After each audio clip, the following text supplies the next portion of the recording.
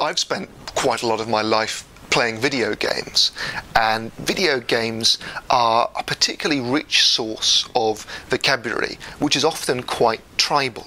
And one term I love is the way that people describe things in games that make you more powerful and things in games that have a negative effect on your character.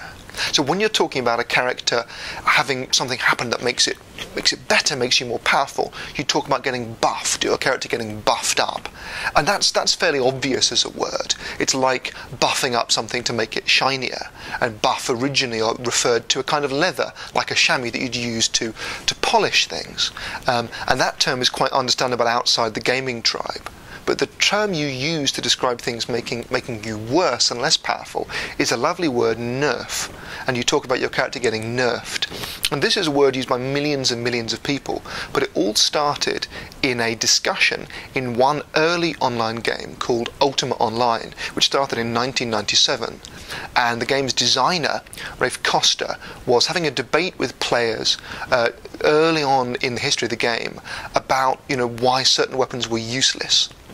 And in a kind of casual comment, he promised that he would do something about what he called the Nerf swords problem. And he was referring to a popular American brand of toy sword. Nerf stood for non-expanding recreational foam. And so a Nerf sword was one of those sort of popular swords wrapped in foam that you could whack people with and it wouldn't do any damage. And this kind of lovely casual comment just caught on. And because, I suppose above all, it provided a word for something that needed naming, the idea of being made less powerful in a game, of something being ineffective, needed a name, and this has spread out magnificently.